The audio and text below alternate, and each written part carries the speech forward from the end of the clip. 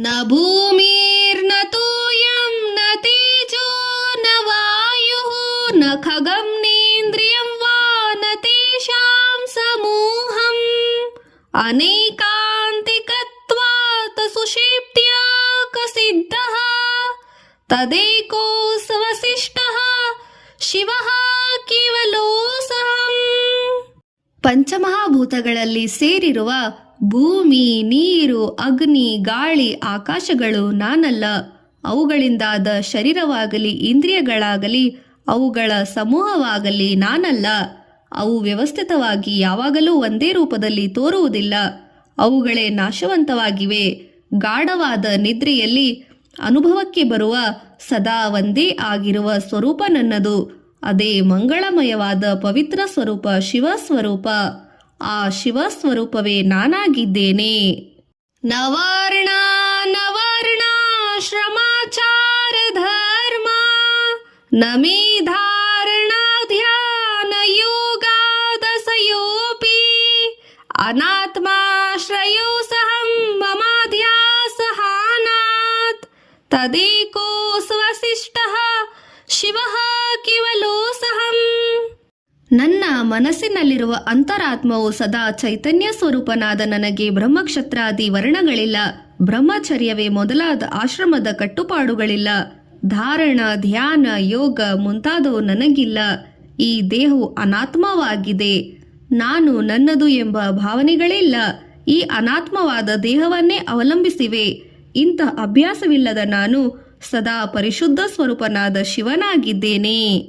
ನ ಮಾತಾ ಪಿತಾ ವಾ ನ ದೇವಾ ನ ಲೋಕ ನ ವೇದಾ ನ ಯಜ್ಞ ನ ತೀರ್ಥಂ ಬ್ರುವಂತಿ ಸುಷುಪ್ತೋ ನಿರಾಸ್ತಾತಿ ಶೂನ್ಯಾತ್ಮಕತ್ವಾತ್ ತದೇಕೋ ಸ್ವಶಿಷ್ಟಃ ಶಿವಃ ಕೇವಲೋऽಹಂ.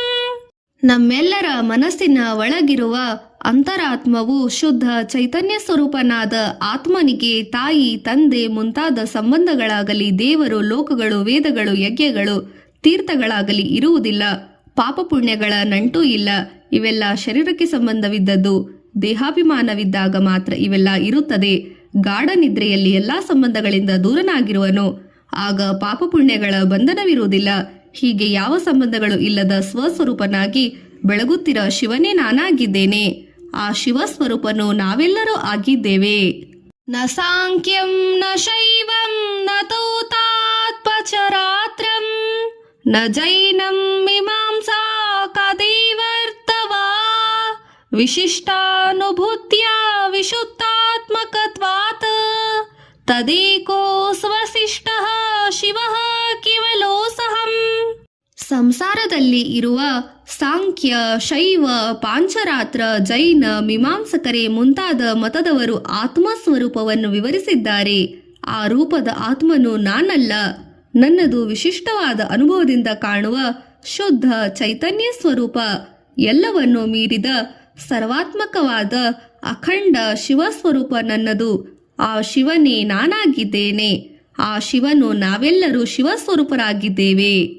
ನ ಚೋದೋರ್ವ ನ ಚಾದೋ ನ ಚಾಂತರ್ನ ಬಾಹ್ಯಂ ನ ಮಧ್ಯಂ ತೀರ್ಯೋ ನ ಪೂರ್ವಾಪರಾಧಿಕ ವಿಯದ್ವ್ಯಾಪಕತ್ವಾದ ಖಂಡೀಕರೂಪಃ ತದೇಕೋ ಸ್ವಶಿಷ್ಟಃ ಶಿವಃ ಕೇವಲೋऽಹಂ.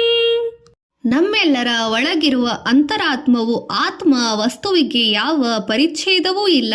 ಅದು ನಿರ್ವಿಶೇಷವಾದ ಪರಬ್ರಹ್ಮ ವಸ್ತುವೆನಿಸಿದೆ. ಅದಕ್ಕೆ ಮೇಲೆ, ಕೆಳಗೆ, ಒಳಗೆ, ಹೊರಗೆ, ನಡುವೆ, ಅಡ್ಡ ತಿಡ್ಡ ಎಂಬುದಿಲ್ಲ. ಪೂರ್ವಾದಿ ದಿಕ್ಕುಗಳಾಗಲಿ ಇಲ್ಲ. ಅದು ಆಕಾಶವನ್ನೂ ವ್ಯಾಪಿಸಿದೆ. ಅದು ವಿಭಾಗ ಮಾಡಲಾಗದ ಅಖಂಡವಾದ ಒಂದೇ ಸ್ವರೂಪವಾಗಿದೆ. ಅಂತಹ ಶಿವ ಸ್ವರೂಪವೇ ನಾನು, ನೀನು, ನಾನು, ನಾವೆಲ್ಲರೂ ಶಿವಸ್ವರೂಪರಾಗಿದ್ದೇವೆ. ನಾವೆಲ್ಲರೂ ಶಿವಸ್ವರೂಪ. ಶಿವವೇ ನಾವಾಗಿದ್ದೇವೆ. ನ ಶುಕ್ಲಂ ನ ಕೃಷ್ಣಂ ನ ರಕ್ತಂ ನ ಪೀತಂ ನ ಕಬ್ಜಂ ನ ಪೀನಂ ನ ಹೃತ್ಸಾ ನ ದೀರ್ಘಂ ಅರೂಪಂ ತಥಾ ಜ್ಯೋತಿರಾಕಾರಕತ್ವಾತ್ ತದೇಕೋ ಸ್ವಶಿಷ್ಟಃ ಶಿವಃ ಕೇವಲೋऽಹಂ. ಬ್ರಹ್ಮ ವಸ್ತು ಸ್ವಯಂ ಪ್ರಕಾಶಮಾನವಾಗಿದೆ. ಅದು ಯಾವ ಆಕಾರ ಅಳತೆಯನ್ನು ಹೊಂದಿಲ್ಲ. ಅದಕ್ಕೆ ಬಿಳಿ, ಕಪ್ಪು, ಕೆಂಪು, ಹಳದಿ ಇತ್ಯಾದಿ ಯಾವ ಬಣ್ಣವೂ ಇಲ್ಲ. ಸಣ್ಣ, ದೊಡ್ಡ, ಗಿಡ್ಡ, ಉದ್ದ ಯಾವ ರೂಪವೂ ಇಲ್ಲ. ಅದು ಕೇವಲ ಜ್ಞಾನ ಜ್ಯೋತಿಯ ಆಕಾರವುಳ್ಳವದಾಗಿದೆ. ಅಂತಹ ಜ್ಞಾನ ಜ್ಯೋತಿ ಸ್ವರೂಪವೇ ನಾನಾಗಿದ್ದೇನೆ. ನಾನು ಶಿವಸ್ವರೂಪನು. ಶಿವನೇ ನಾನಾಗಿದ್ದೇನೆ. ನಾವೆಲ್ಲರೂ ಶಿವಸ್ವರೂಪರಾಗಿದ್ದೇವೆ. ನ ಶಾಸ್ತಾ ನ ಶಾಸ್ತ್ರಂ ನ ಶಿಷ್ಯೋ ನ ಶಿಕ್ಷಾ ನ ಚ ತ್ವಂ ನ ಚಾಹಂ ನ ಚಾಯಂ ಪ್ರಪಂಚಃ ಸ್ವರೂಪವಭೂತೋ ವಿಕಲ್ಪ ಸಹಿಷ್ಣುಃ ತದೇಕೋ ಸ್ವಶಿಷ್ಟಃ ಶಿವಃ ಕೇವಲೋಸಹಂ. ನಮ್ಮೆಲ್ಲರ ಒಳಗಿರುವ ಜ್ಞಾನ ಸ್ವರೂಪನೇ ತಾನಾಗಿರುವುದರಿಂದ ಆತ್ಮನಿಗೆ ಗುರು ಇಲ್ಲ, ಶಿಷ್ಯನಿಲ್ಲ, ಶಾಸ್ತ್ರವಿಲ್ಲ, ಶಿಕ್ಷಣವಿಲ್ಲ, ನೀನು ನಾನು ಎಂಬ ಭೇದಭಾವವಿಲ್ಲ. ತೋರುವ ಈ ಪ್ರಪಂಚವೂ ಇಲ್ಲ. ಯಾವ ವಿಕಲ್ಪವನ್ನೂ ಸಹಿಸದ ಪರಮ ಚೈತನ್ಯವೇ ನಾನಾಗಿರುವೆ. ಎಂದೆಂದಿಗೂ ಒಂದೇ ಆದ ಕೇವಲ ಇರುವಿಕೆಯಿಂದ ಮಾತ್ರ ಸಿದ್ಧವಾಗಿರುವ ಶಿವನು ನಾನು. ನಾವೆಲ್ಲರೂ ಶಿವಸ್ವರೂಪ. ಶಿವಸ್ವರೂಪವೇ ನಾವೆಲ್ಲರೂ. ನ ಜಾಗ್ರಾನ್ನ ಮೇ ಸ್ವಪ್ನ ಕೋ ವಾ ಸುಷುಪ್ತಿಃ ನ ವಿಶ್ವೋ ನ ವಾ ತೇಜಸ ಪ್ರಾಜ್ಞ ಕೋ ವಾ ಅವಿದ್ಯಾತ್ಮಕತ್ವಾತ್ ತ್ರಯಾಣಾಂ ತುರೀಯಃ ತದೇಕೋ ಸ್ವಶಿಷ್ಟಃ ಶಿವಃ ಕೇವಲೋಸಹಂ. ನಮ್ಮೆಲ್ಲರ ಒಳಗಿರುವ ಆತ್ಮನಿಗೆ ಪಾರಮಾರ್ಥಿಕವಾಗಿ ಯಾವ ಅವ್ಯವಸ್ಥಿತೆಯೂ ಇಲ್ಲ. ಆತ್ಮನು ಎಚ್ಚರ, ಕನಸು ಮತ್ತು ಗಾಢ ನಿದ್ರೆಗಳೆಂಬ ಈ 3 ಅವಸ್ಥೆಯ ಕಾಲದಲ್ಲೂ ಆತ್ಮನನ್ನು ವೈಶ್ವಾನರ, ಹಿರಣ್ಯಗರ್ಭ, ಪ್ರಾಜ್ಞ ಎಂಬ ಹೆಸರಿನಿಂದ ಕರೆಯುತ್ತೇವೆ ಅಷ್ಟೇ. ಈ ಎಲ್ಲ ಅವಸ್ಥೆಗಳನ್ನು ಮೀರಿದ 4ನೆಯವನು ನಾನು. ಅವಸ್ಥಾತ್ರಯ ವಿನಿರ್ಮುಕ್ತನಾಗಿದ್ದೇನೆ. ಎಲ್ಲ ಕಾಲದಲ್ಲಿಯೂ ಒಂದೇ ಆಗಿ ಉಳಿಯುವ ಕೇವಲ ಶಿವಸ್ವರೂಪನು ನಾನು. ನಾವೆಲ್ಲರೂ ಶಿವಸ್ವರೂಪ. ನಾನು ನೀನು ಎಂಬ ಭೇದಭಾವವಿಲ್ಲದೆ ನಾವೆಲ್ಲರೂ ಶಿವಸ್ವರೂಪರಾಗಿದ್ದೇವೆ. ಅಪಿ ವ್ಯಾಪಕತ್ವಾತ್ ಹಿತತ್ವ ಪ್ರಯೋಗಾತ್ ಸ್ವತಃ ಸಿದ್ಧಭಾವದನನ್ಯಾಶ್ರಯತ್ವಾತ್ ಜಗಚ್ಚುಚ್ಚಮೇತತ್ ಸಮಸ್ತ ತದನ್ಯತ ತದೇಕೋ ಸ್ವಶಿಷ್ಟಃ ಶಿವಃ ಕೇವಲೋಸಹಂ. ನಮ್ಮೆಲ್ಲರ ಒಳಗಿರುವ ಪರಬ್ರಹ್ಮವು ಎಲ್ಲವನ್ನೂ ವ್ಯಾಪಿಸಿಕೊಂಡಿದೆ.